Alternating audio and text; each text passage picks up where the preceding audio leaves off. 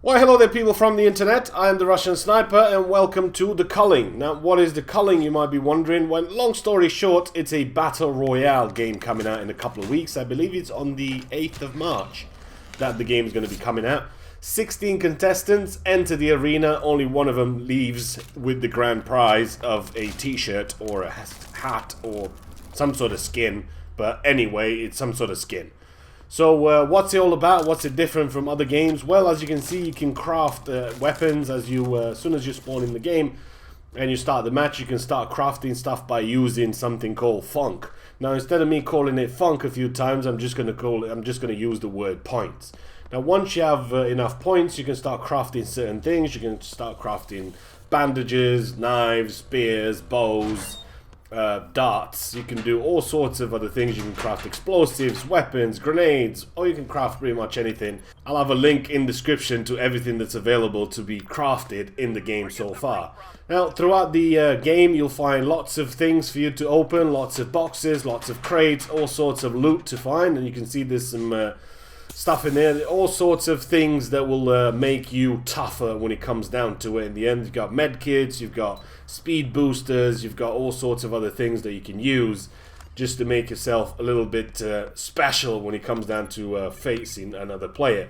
Now, this is the man tracker. You can track basically where people are, and since there's plenty on the server, there's no really need for me to have it. You start off with 3 slots in your inventory, so you can basically carry a bandage, a hatchet or an axe or something like that, and then you can actually craft yourself a satchel for an extra slot, or you can find a backpack which will give you 5 slots, so you can carry 5 different things. Now, pay attention to this little trap here, this little snare, because it's going to be coming in handy later on.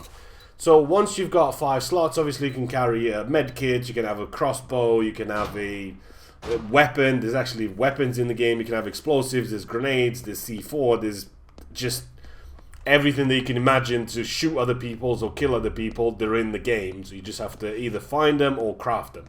Now, as I mentioned earlier on, certain crates and certain airdrops that you can call require more points. Now, you'll need to have 100 or 125 points if you want to use the airdrop supply. Now, remember that snare? You can barely just hear it, but somebody's trapped in it inside. You go ahead and turn the gas on, and then while he's trapped in that one, it'll take him about 5-10 seconds to release himself out of it, but by that time, yep, he did. You can turn the gas on one of those things. Not only do they give you a few points, but they also kill people if you get them trapped. So if you just have somebody looting for stuff and he doesn't really pay attention to what's going on, you can easily get him killed that way.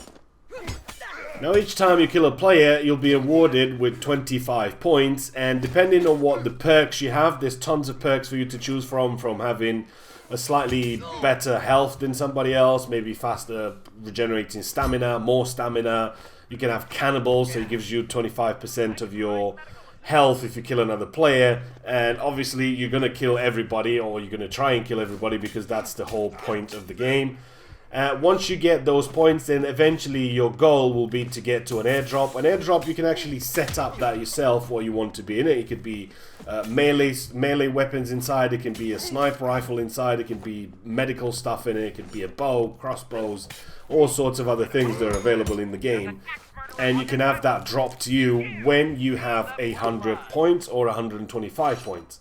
Now, once you got those points, a little drone will fly it in with a box, and the box can be shot down, so you're not guaranteed that you are going to get that box. If somebody's got a bow or a gun or something like that, depending where you asked for this airdrop, somebody could shoot it down and he'll be claiming it for himself. But let's just say he didn't shoot it down and you eventually do get it.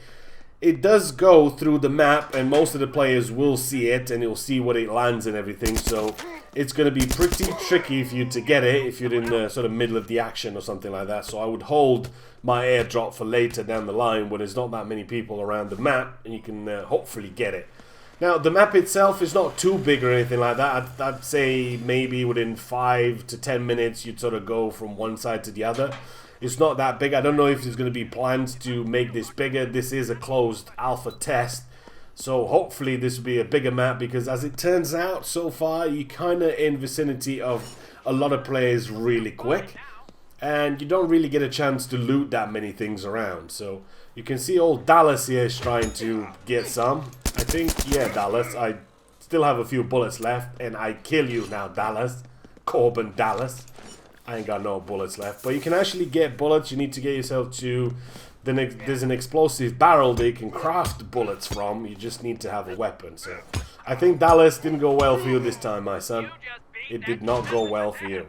So we'll leave Dallas to it then, and we'll carry on opening a couple of things and a couple of chests throughout, because once you travel and once you open a couple of more of those sort of toxic barrels or whatever you want to call them, you do get rewarded with 5 points every single time. And by the time you get to 100 or 125 or whatever you want for, I'm going to call in for a sniper rifle, and hopefully being about another 5 or 6 players on the server, then he should get to me without any problems. Now you're going to be switching weapons quite a lot. You'll see I've got a hatchet and I've got a machete, but you'll go through a lot of weapons most of the times, because some of the weapons are tier 1, some of the weapons are tier 2, tier 3 and so on. Most of them will do better damage, they'll have better bleeding effect, they'll have all sorts of different effects, and you're going to be switching weapons quite a lot. So the weapons that you start off in the beginning of the game, chances are that you're not going to have the same weapons within 5 minutes, because you would have picked something else which is slightly better. So you're going to be throwing a lot of weapons away. You can throw the weapon away. Either you can throw it at the player, or you can just throw it away by holding the middle mouse or just tapping the middle mouse. So I think my airdrop's finally getting to me. Now, as I mentioned earlier in the video, you don't actually start with a weapon, but you can get yourself one crafted within 30 seconds, that being a knife, a spear, a bow, a hatchet, all sorts of different things that are available to you. And eventually you'll want to get yourself to one of these, and that was a fail. I was hoping to actually get it and drop it down, throw the bandage at it or something like that. Once you get the sniper, it's going to be predetermined, because you can predetermine this in your loadout before you start the game, so you'll know exactly what you're going to get. So what I'm going to get inside is going to be the sniper rifle and something else, which is going to be exactly what you think it's going to be. It's a claymore, because you're a sniper. So yes, in case you want to do some tactical waiting somewhere, you need to put a claymore around you, just for the off chance that somebody's going to sneak up on you. So there's the sniper, and there is the claymore. I'm going to have to throw something away because I only have a couple of slots, so I threw that bandage away, which is not the wisest of decisions.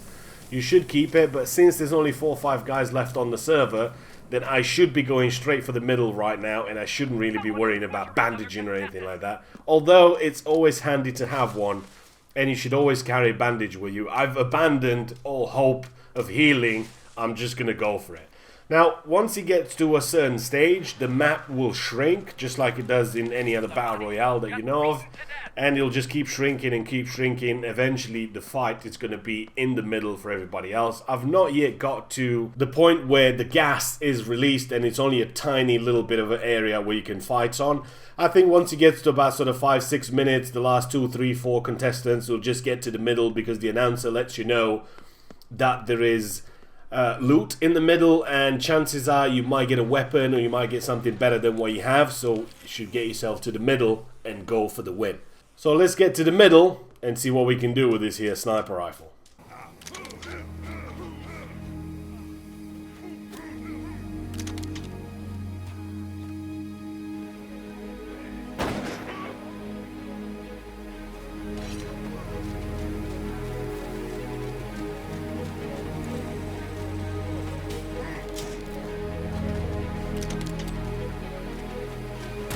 Oh shit.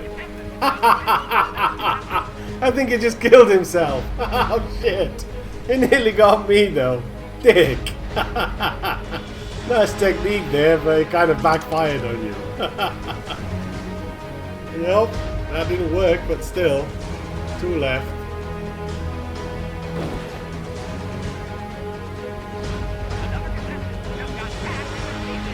I wish I kept that bandage now. Ah, big boy. I ain't got no health. You ain't got no health. Let's just do this. Am I gonna be the winner of the chicken dinner? Yes!